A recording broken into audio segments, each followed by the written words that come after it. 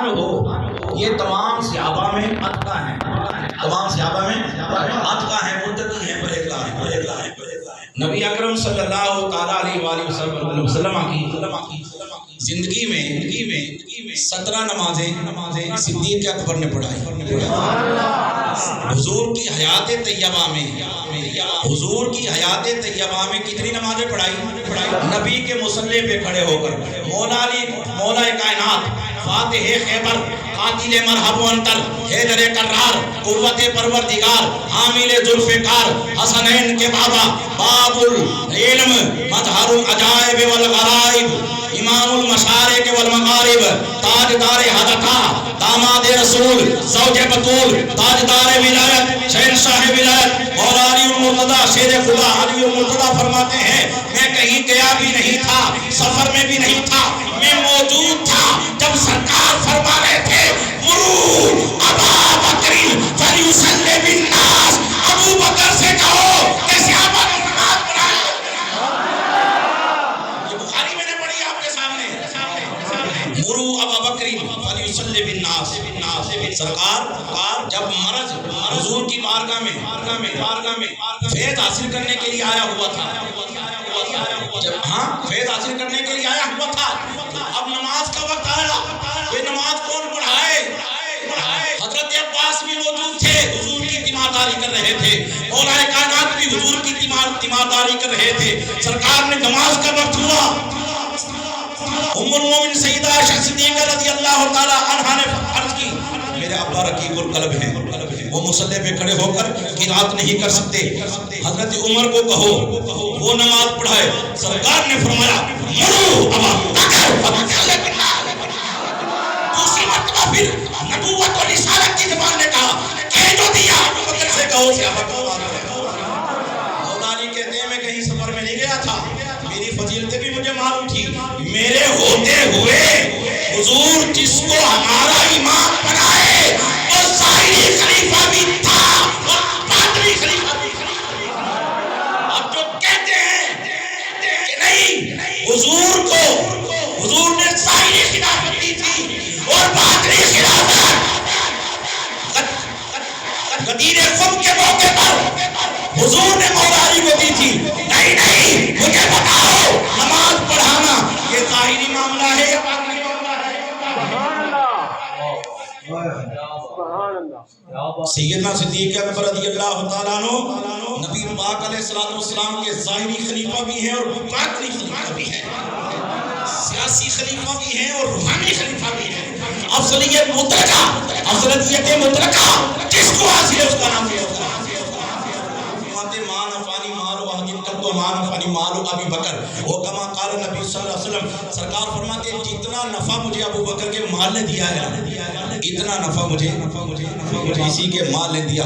سرکار فرماتے ہیں ہر ایک کے احسان کا بدلہ اس دنیا سے اتار کے جا رہا ہوں۔ ابو بکر کے اتنے احسانات ہیں کہ ان کے احسانات کا بدلہ قیامت کے روز اللہ ہی عطا فرمائے گا۔ ہاں جی، جب جا رہے تھے حضور ہجرت میں سیدنا صدیق اکبر کے ساتھ غار ثور کی طرف جا رہے تھے تو سیدنا صدیق اکبر کبھی آگے چلتے ہیں، کبھی پیچھے چلتے ہیں، کبھی دائیں ہوتے ہیں، کبھی بائیں ہوتے ہیں۔ سرکار نے پوچھا صدیق یہ چلنے کے کیسے انداز ہے؟ ایک سائیڈ پہ چلو، ایک طرف چلو۔ عرض کی یا رسول اللہ، یا غار نے کہا یا رسول اللہ صلی اللہ علیہ وسلم، جب مجھے خیال آتا ہے کہ دشمن آگے سے وار کرے گا صدیق اکبر آگے چلنے لگ جاتا ہے، جب مجھے خیال آتا ہے کہ نبوت کو نقصان پہنچائے گا پیچھے سے دشمن آئے گا صدیق اکبر پیچھے چلنے لگ جاتا ہے، جب مجھے خیال آتا ہے دائیں سے حملہ ہوگا صدیق دائیں چلتا ہے، جب مجھے خیال آتا ہے بائیں چلتا ہے تو بائیں ہم سے حملہ ہوگا تو صدیق اکبر بائیں ہو جاتا ہے۔ اس طرح طریقے سے صدیق اکبر چل رہا تھا کہ جس طرح شمع کے ارد گرد پروانے امن آتے ہیں، صدیق اکبر نبوت کی شمع کے سامنے کبھی آگے ہوتا تھا، کبھی پیچھے ہوتا تھا، کبھی دائیں ہوتا تھا، کبھی بائیں ہوتا تھا، چاہتا تھا کہ کوئی دشمن حضور پہ وار نہ کرے۔ صدیق رات جب چل رہے تھے سیدنا صدیق اکبر رضی اللہ تعالیٰ عنہ۔ اب ایک شخص آ کے التماس آخری بات علامہ صاحب کا بیان ہوگا خصوصی طور پہ چل رہے تھے تو ایک شخص آیا اور سیدنا صدیق اکبر سے اس کی شناسائی تھی لیکن حضور کو نہیں جانتا تھا، یعنی حضور سے ملاقات نہیں ہوئی۔ تو جب وہ آیا سیدنا صدیق اکبر رضی اللہ عنہ سے کہنے لگا یہ مرد کون ہے، یہ آپ کے ساتھ کون ہے؟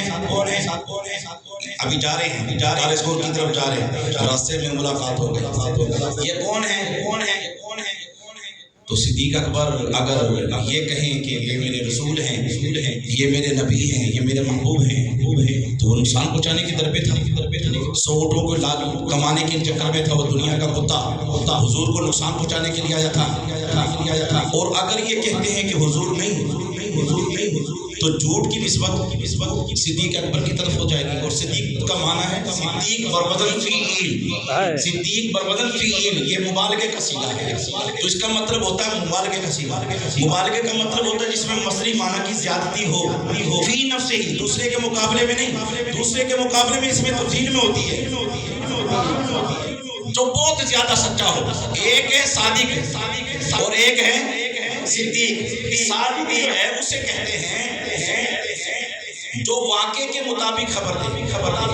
مدار میں کوئی مسئلہ ہوا، مدار کے اندر کوئی مسئلہ ہوا اور وہ شخص وہاں موجود تھا، اس نے آ کر مجھے کہا بھی مدار میں یہ معاملہ نہیں، تو واقعے کے مطابق خبر تھی، معاملہ ہوا تھا، اس نے خبر دی سچی تو اور صدیق اسے کہتے ہیں جو جس طرح کہہ دے واقعہ اسی طرح ہو جائے، جس طرح کہہ دے واقعہ اسی طریقے سے ہو جائے، تو معنی یہ بنے گا صادق اپنے صدق میں واقعے کا محتاج ہے، صادق اپنے صدق میں واقعے کا محتاج ہے، اور واقعہ اپنے صدق میں جس کا محتاج ہو اسے صدیق کہتے ہیں۔ اس نے پوچھا یہ کون ہے؟ سیدنا صدیق اکبر کی امتحان شروع ہو گیا، تاجدار صداقت کا۔ تو آپ نے فرمایا پوچھ رہے ہو نا یہ کون ہے؟ سنو، ھذا رجل یہدینی السبیل، ھذا رجل یہدینی السبیل، یہ ایک مرد ہے جو مجھے راستہ بتاتا ہے، ایک مرد ہے جو مجھے راستہ بتاتا ہے۔ اور ہم بلاغت کی زبان میں اسے توریا بولتے ہیں، کیا بولتے ہیں؟ توریا کسے کہتے ہیں؟ ایک لفظ ہوتا ہے اس کے دو معنی ہوتے ہیں، ایک دور والا معنی، ایک قریب والا معنی۔ متکلم دور والا معنی مراد لے، سننے والا مخاطب جو ہے وہ قریب والا معنی مراد لے۔